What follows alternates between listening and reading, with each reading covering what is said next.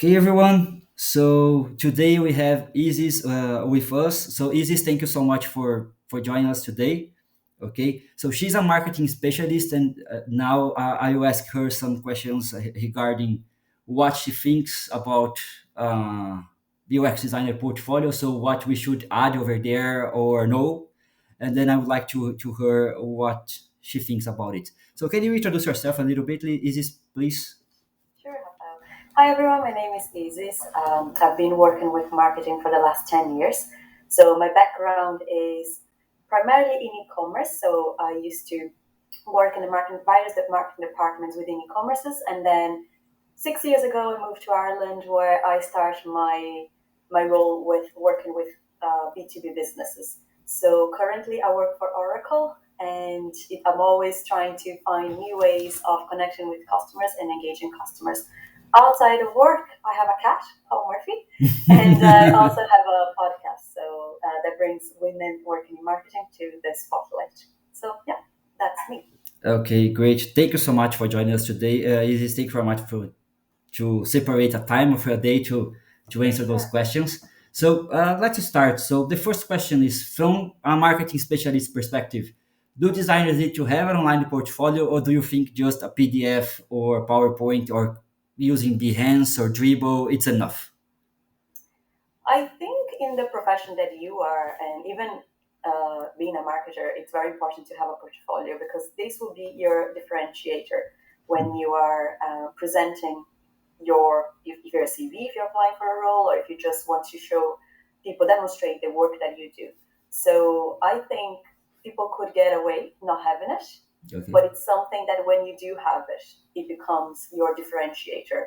And I think there's nothing better to a possible client or a possible employer to see your work in practice. So when you can give them examples of how you do things and past examples of what it worked or didn't work and what you learned from it, it's that what they want to know. So I don't think it's 100% mandatory, but it's always good when you do have it. And it's good to spend the time to do a good one as well. Okay, great. Thanks so much.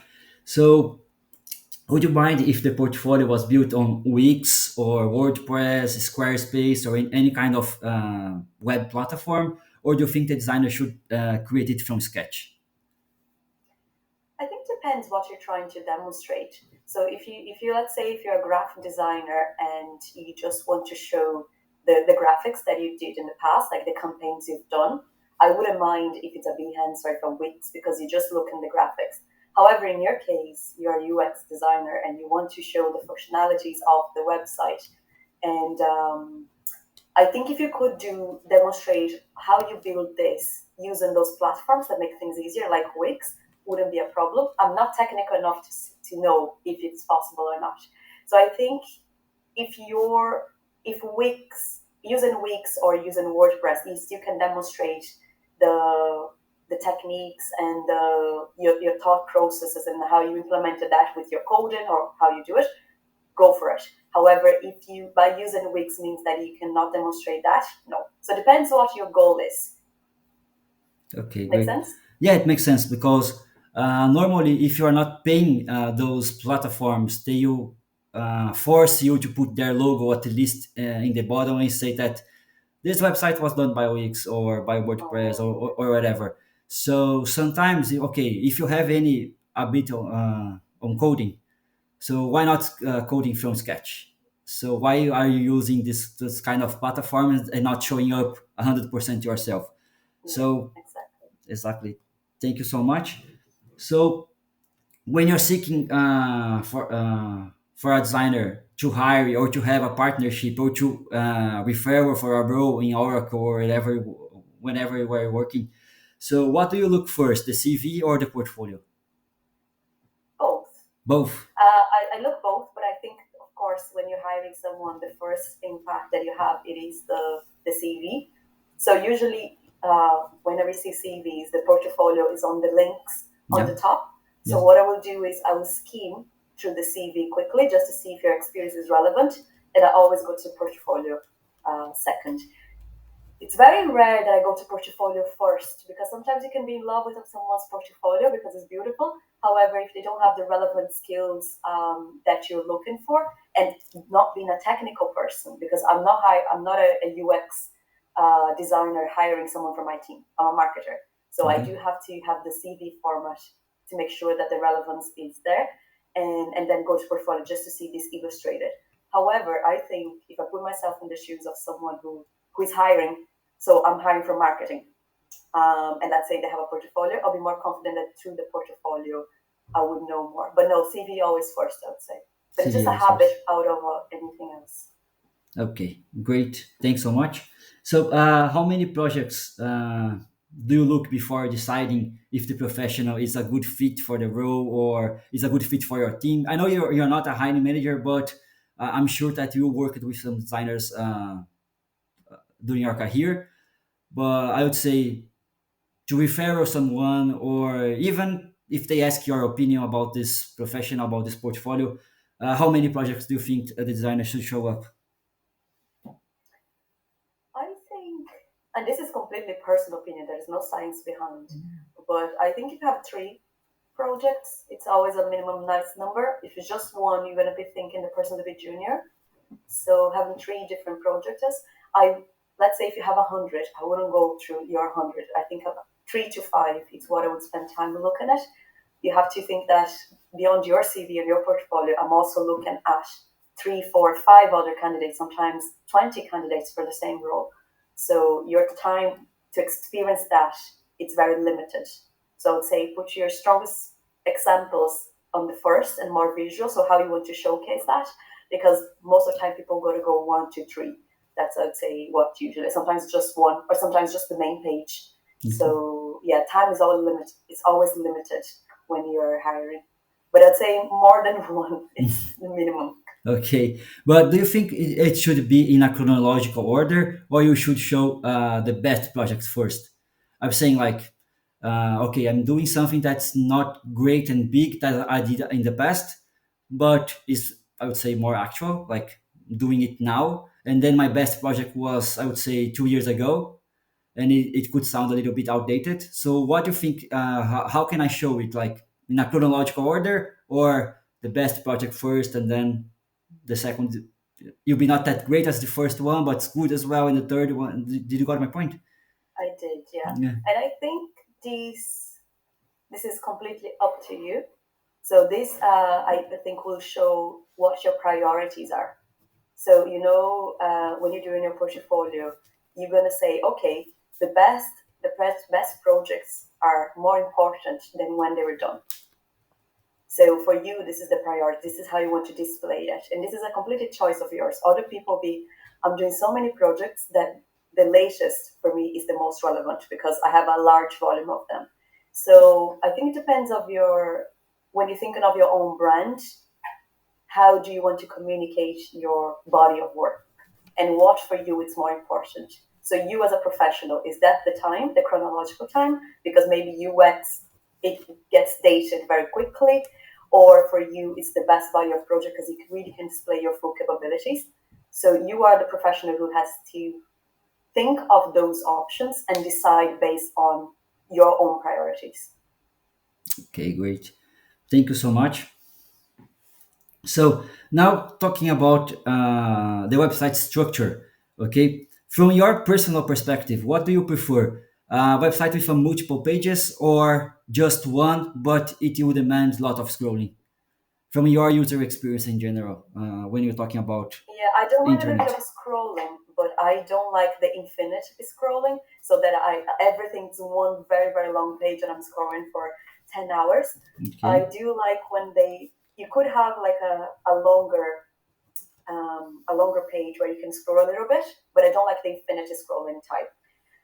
I do like when you have a menu and you organize things to the menu because it's an easy search. So let's say if I'm looking for a specific type of project, if it's a UX, if it's graphic, if it's copy, I can go there and filter down and get exactly where I need to go. So, and I think with infinitive scrolling, you just have to go through everything no matter what. So it feels a bit like IKEA. When you go to IKEA and you just Yeah. want to get one spoon, and then you have to go through all The the shop store. Yeah. just to get a spoon. So I think you better than I knows how we have to make easier for people to find what they want to find and what is important. So that's why I do like when you have multiple pages giving you the view of what you want to know quickly. Okay, great. Thank you so much. So from a marketer perspective, I know probably you worked with SEO as well, so Mhm. you know what I mean. So would you inspect the code to see if the designers know how to do the SEO inside the coding? I mean the metadata, the keywords, and then the alternative text. Would you do it to check if they are also if they have a little knowledge of SEO, especially when talking about coding, if they know how to insert correctly all the metadata and then what's relevant for SEO as well? Do you inspect the code to do it to see it? Look, the roles that I worked that involved SEO, I never been the SEO responsible person, Okay. so I wouldn't be doing those checks. But Okay. I'll expect if I was a SEO manager and I'm hiring someone that needs to work with me on SEO, I would because this is part of the work, right? Okay. But I personally wouldn't do because it wasn't my specialty. But I assume if it is someone's specialty, they would be checking. Because otherwise, how do they know that you're putting in practice the things that you're preaching that you can or you should Okay. do? Okay, great. Thanks so much.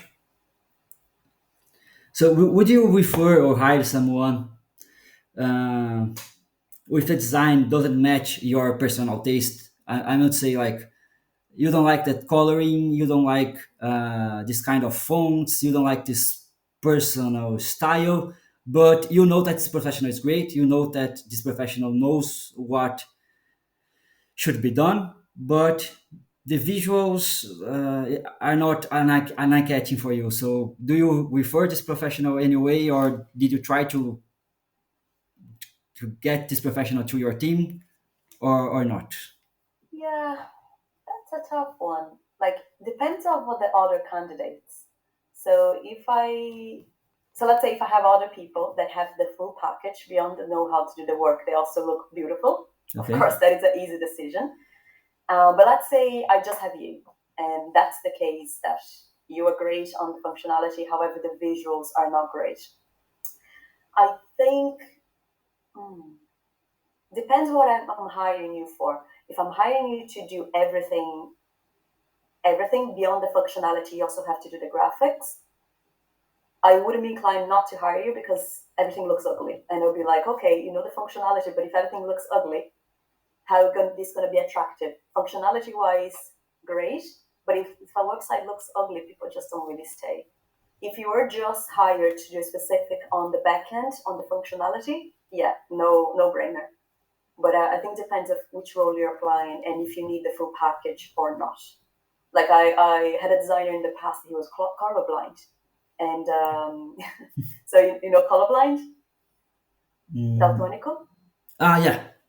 Yeah, so he was colorblind, and anything related to colors, we wouldn't leave on his hands because he also put sometimes he put like things that wouldn't go well, but he was excellent on the back end of stuff, and he was excellent in other capabilities of the design. But color specific was to go to the second designer. Anything that was kind of a visualizing only um, would go to another designer because he was colorblind, and sometimes what he put in there wasn't the best. But did we hire him? Yes, absolutely, because his role was specific to do more the back end than the front end. Okay, great. It's a great experience. Yeah, I know some cases of the colorblind designers, and they are doing an amazing job with this Yeah, ability, he and they took are great, a lot great. of times he would do really nice stuff, Yeah. but but we always have to double check because sometimes we don't know when he put like some colors and be like, not great. But as you said, a UX designer is beyond colors, is beyond fonts. You just have to know what you've been hired for. So we cannot just say if you design things that are not pleasant to my eye, I won't hire you. Okay, I got your point. Great, great. So, just two more questions. So, in your perspective, if the designer is living abroad like us, okay, Mhm. So, do you think it's a great idea to have the website developed in two languages or more? I would say, like in our case, in my case, Portuguese and English. Even if I'm not trying to reach the Brazilian market at the moment. Um, I think depends of the amount of time and effort that doing a double portfolio would do. I have my own portfolio and it's only in English because I'm living here. I'm trying to target the Irish market or the Irish Ireland UK Ireland market. So there's no point I have one in Portuguese.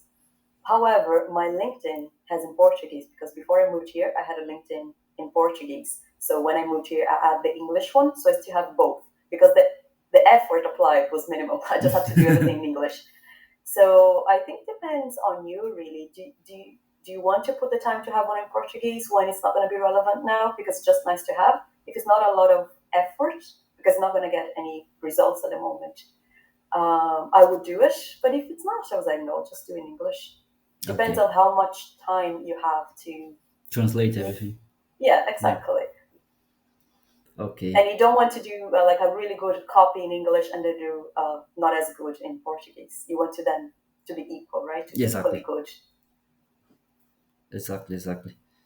So that was all. Okay. I just want to ask you now if you have anything to add, any other question for me, or anything that can just pop in your mind right now. Do you have anything to add here? Yeah, no, I think first of all, I think it's absolutely great what you do in this project and the mentoring um, when you like doing your portfolio, those stages and demonstrating the concept. I yeah, no, I think well, if I would ask, is there because you interview some people now, Hmm. is there any common thread between all of us of common themes that are coming up in those interviews that you could share with me? Yes, yes. I would say lots of common things. So when I ask, for example, if they mind if the designer just have something of Dribble or Behance or PDF, they normally say, yes, it's great to have something offline, but they need to have something online to show because, again, I totally agree with it. So when you are working on your portfolio, it's 100% you. So you are showing up even your personality, even your personal life. So sometimes I see some portfolios that are very colorful, and then you're gonna see that this person loves dancing music and electronic. And if you go to a portfolio that's completely black and white, you're gonna see this person is more rock and roll or something like this. Minimum. So yeah, so it's also showing up your personality, showing up your skills. So I'm reviewing lots of portfolios as well to help juniors to get a UX job, a UX designer job, and I'm seeing that they are extremely focused on the visuals. So I did a portfolio interview yesterday with a developer that's migrating UX. to UX, but she doesn't have a website. I say, how come? So you have both abilities. You can create your portfolio and show up all of them even Yeah. if you don't want to code anymore. Do it at least for yourself because you're going to show that you are UX design, that you are also that you are also a masterpiece Mm-hmm. on coding. So please show up it and forget about Behance, forget about Wix because they are great platforms, but if you have the coding background, please go ahead. So I would say also when I ask about the CV, everybody says, okay, they will take a look at the CV, but just scanning and then Yeah. go to the portfolio. Just recruiters will, of course, take a better look to the More CV. details. Yeah, Yeah. but normally when the hiring manager is interviewing you, they'll take just a quick look at the CV. Okay, let's go to your portfolio Exactly. because what's writing here doesn't matter to me. So let's see what you're able to do. Yeah. So I would say your answers are matching with the majority of them. Okay, even with the devs or the business owners that I'm talking to, but and even your I would say marketing questions, the answers were pretty great. They are pretty like insightful to me, to be honest. Good. So yeah, that's it. And just one more thing: are you keen to do user testing when the prototype is done? I would Yeah, say sure. try to navigate before I launch the website Mm-hmm. online. Okay, Yeah, great, perfect. great, great, great, perfect. That's amazing. So Okay.